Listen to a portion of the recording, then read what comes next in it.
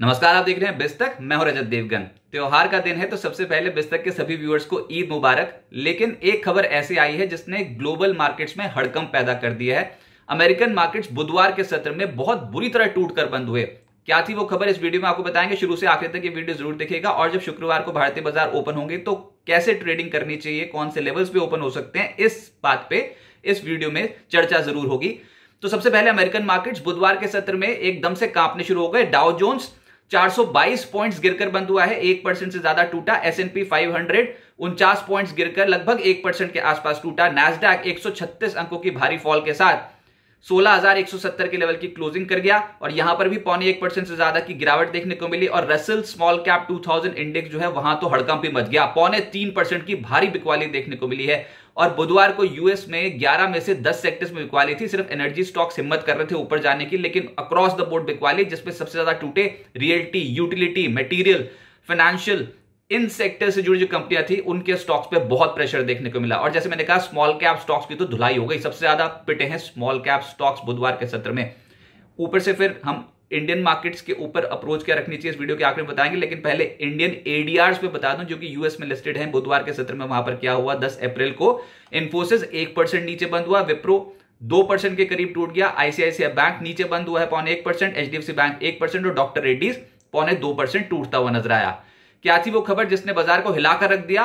महंगाई बढ़ गई अमेरिका में और उसने टेंशन पैदा कर दी यूएस फेड की कि अब आने वाले समय में ब्याज दरें कम होंगी कि नहीं। बहुत बड़ा सवाल है इसमें मार्केट पे, लेकिन संभावना घट गई है ब्याज दरों में कटौती की जून पॉलिसी में। तो यूएस में मार्च में जो सीपीआई महंगाई है वो 3.2% से बढ़कर 3.5% आई है और ये जानकारों के अनुमान से ज्यादा है। 3.5% का जो आंकड़ा आया है, अनुमान ये था कि 3.4% रह सकती है महंगाई, उससे ज्यादा आ गई। और यूएस में अगर मासिक आधार पर देखोगे तो सीपीआई 0.4% की बढ़त करके गई है। अनुमान था कि 0.3% बढ़ेगी। 0.4% मंथ ऑन मंथ बेसिस पे बढ़ना भी कहीं ना कहीं टेंशन पैदा कर रहा है। कोर सीपीआई, जिसमें फूड और एनर्जी प्राइसेस इंक्लूडेड नहीं होते हैं, कोर सीपीआई भी मार्च महीने में बढ़ी है। 3.8% का आंकड़ा आ गया और अनुमान था 3.7% का। तो कोर सीपीआई और जो सीपीआई जिसमें सीपीआई का आंकड़ा आया, दोनों में ही इजाफा देखने को मिला और इसके कारण अमेरिकन मार्केट्स एकदम से टेंशन में आ गए। आज पीपीआई यानी कि प्रोड्यूसर प्राइस इंडेक्स के आंकड़े आने अमेरिका में, उसको बहुत क्लोजली वॉच करता है यूएस फेड। कोई भी पॉलिसी डिसीजन लेने से पहले पीपीआई का आंकड़ा जरूर देखा जाता है और वैसे भी वो डेटा डिपेंडेंट है। एकदम से जब एक खबर आई थी ना तो 10 साल की जो बॉन्ड यील्ड थी वो स्पाइक अप कर गई अमेरिका में, 17 बेसिस पॉइंट्स उछलकर 4.5% के पार निकल गई। अब महंगाई बढ़ने से यूएस में जून में जो फेड पॉलिसी होगी उसमें भी रेट कटौती की संभावना बहुत कम हो गई है। फेड चेयरमैन ने पहले ही कहा था कि डेटा डिपेंडेंट रहेंगे, महंगाई के फिगर्स को देखकर ही फैसला लेंगे और महंगाई बढ़ गई है तो रेट कटौती की संभावना जो है अमेरिका में अब 80% जानकार ये मान रहे हैं कि जून में रेट कटौती नहीं हो सकती है। यूएस ने जो फेड फंड रेट है उसकी रेंज 5.25% से 5.5% की करी हुई है अभी, जो कि 23 साल की ऊंचाई पर है। एफओएमसी के मिनट्स भी आए हैं और उसमें भी महंगाई को लेकर ही चिंता है, क्योंकि जो फेड का टारगेट है वो है 2% का। अभी हम चल रहे हैं 3.5% पे, तो 2% आने में समय लगेगा। और जो ज्यादातर फेड अधिकारी हैं उनका यही कहना है कि इस समय ब्याज दरों को लेकर थोड़ा कंसर्न है। हाँ, घटेंगी जरूर, कब घटेंगी नहीं कह सकते, लेकिन फिलहाल डेटा उतना स्ट्रांग है, इकोनॉमी में ग्रोथ देखने को मिल रही है, इन्फ्लेशन में बढ़ोतरी देखने को मिल रही है कि यहां से अभी फिलहाल इमीडिएट टर्म्स में ब्याज दरें घटाने का स्कोप थोड़ा कम नजर आता है। फिलहाल महंगाई को लेकर चिंता है और अगर ये जियोपॉलिटिकल टेंशंस बढ़ गई या फिर एनर्जी प्राइस जो बढ़े हुए हैं अगर इन लेवल्स पे भी रहते हैं तो फिर महंगाई बढ़ने का खतरा अभी भी है। तो यहां से इमीडिएट टर्म्स में ब्याज दरों में कटौती नहीं की जा सकती। फेड अधिकारी फिलहाल कॉशियस रुख ही मेंटेन कर चल रहे हैं। तो इसी से ही बाजार एकदम से शेकआउट होता हुआ नजर आया था। उम्मीद चाहे जो मर्जी हो कि इस साल 3 बार रेट कटौती होगी, लेकिन वो डेटा में नहीं दिखता। डेटा स्ट्रांग आता चला जाएगा तो यूएस फेड के पास स्कोप कम होगा ब्याज दरें कम करने का। एशियाई बाजार कैसे हैं इतनी बड़ी खबर के बाद? तो मिक्स्ड हैं। गिफ्ट निफ्टी पिछले सत्र में टूटा था 150 पॉइंट से ज्यादा, लेकिन देखते हैं कि आज किस तरीके का बिहेवियर होता है। स्पेशली यूएस फ्यूचर्स थोड़ी सी रिकवरी के मोड पे आ गए और एशियन मार्केट शुरुआती सत्र में जितना शेकआउट हुए थे तो थोड़ा थोड़ा रिकवर कर गए। एटलीस्ट चाइनीज मार्केट तो रिकवर कर गए, जापानीज मार्केट से नहीं हो पाया। जापानीज मार्केट आज के सत्र में गिरावट ही शो कर रहे हैं। तो आज ईद के मौके पे भारतीय बाजार तो बंद है, लेकिन चीन में सीपीआई महंगाई के आंकड़े आए हैं। जी हाँ, चीन में भी इन्फ्लेशन के आंकड़े आए हैं और आंकड़ा थोड़ा डिसअपॉइंटिंग है क्योंकि वहां पर डिफ्लेशन ज्यादा देखने को मिल रही है। महंगाई वहां पर बहुत तगड़े तरीके से कम होती चली जा रही है। चीन में मार्च सीपीआई महंगाई 0.7% से घटकर 0.1% हुई है और अगर मासिक आधार पर देखेंगे चीन में सीपीआई महंगाई तो वो है -1% घटी है। अनुमान था -0.5% घटने का, -1% डिफ्लेशनरी प्रेशर्स देखने को मिल रहे हैं। अच्छा, हैरानी वाली बात यह है कि शुक्रवार को ना चाइना में ट्रेड डेटा भी आना है, एक्सपोर्ट इंपोर्ट के आंकड़े आएंगे और भी इकोनॉमिक आंकड़े आने हैं जो बहुत इंपॉर्टेंट है उनकी इकोनॉमी के लिहाज से। उससे पहले अंतरराष्ट्रीय ब्रोकरेज हाउसेस जो हैं उन्होंने चीन का जीडीपी फोरकास्ट बढ़ा दिया 2024 के लिए।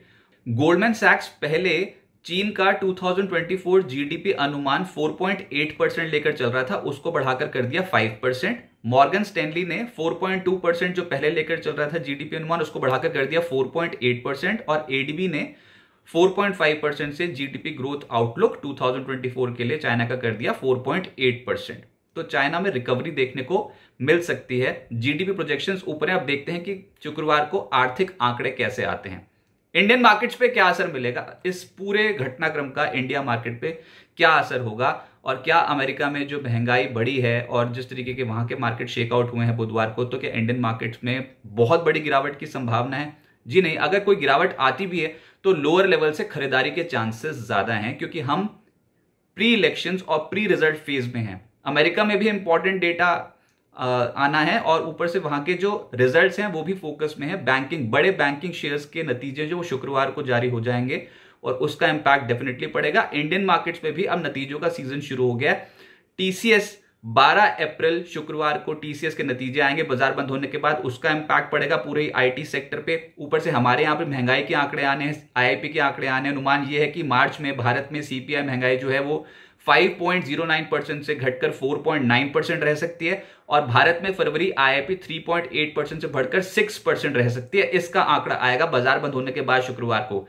लेकिन ओपनिंग कैसे होगी वो डिपेंड करेगी आज यूएस मार्केट्स किस तरीके से बिहेव करते हैं। कल तो एकदम से गिरावट आई थी, अगर थोड़ी रिकवरी आ जाती है तो हमारे यहाँ डैमेज थोड़ा कम होगा और हो सकता है गैप डाउन ओपनिंग के बाद सपोर्ट लेवल से फिर से खरीदारी होनी शुरू हो जाए। गैप से तो खुलेंगे नीचे, ऐसी अभी उम्मीद है, लेकिन क्या वो रिकवरी आएगी कि नहीं, तो हाँ, जी हाँ, आ सकती है। सपोर्ट जोन्स के आसपास आ सकती है। हम ऑलरेडी बहुत स्ट्रेच हो गए थे पिछले सत्र में, तो शेकआउट होगा, गिरावट आएगी और उसके बाद धीरे धीरे करके हो सकता है रिकवर हो जाए। लेकिन शुरुआती सत्र में जो इंटरेस्ट सेंसिटिव जो स्पेस होगी वहां पर गिरावट ज्यादा देखने को मिल सकती है। डरने की जरूरत नहीं है, सपोर्ट जोन के आसपास प्लस पोजीशन भी बनाने की सलाह होगी। निफ्टी पर 22,650 और 22,600 की जो रेंज होगी ये बहुत इंपॉर्टेंट है। ये कुशन की तरह काम कर सकती है, सपोर्ट की तरह काम कर सकती है। और 22,550 इसलिए बहुत इंपॉर्टेंट है एक और लेवल क्योंकि ये इस हफ्ते का निचला स्तर है, इसको ब्रीच करने के चांसेस अभी थोड़े कम हैं। तो निचले स्तर से खरीदारी होती हुई नजर आएगी। ये समझ में आता है कि ऊपर 22,800 के आसपास अड़चन आ रही है, 22,800 22,850 के लेवल को पार करने में चुनौती होगी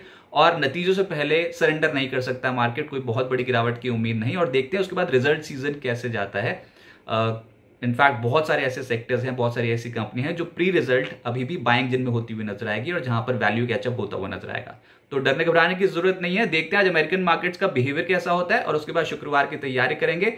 बिस्तक पे आप सुबह लाइव कवरेज देखेंगे शुक्रवार को और उसके बाद जब बाजार बंद हो जाएंगे तो टीसीएस के नतीजे, आईआईपी, इन्फ्लेशन के फिगर्स, सब कुछ आपको बिस्तक पे ये डेटा मिलता चला जाएगा। तो प्लीज कनेक्टेड रहिए हमारे साथ। अगर ये वीडियो आपको पसंद आया हो तो इसको लाइक कीजिए और बिजनेस जगत के तमाम अपडेट के लिए आप जुड़े हैं बिस्तक के साथ।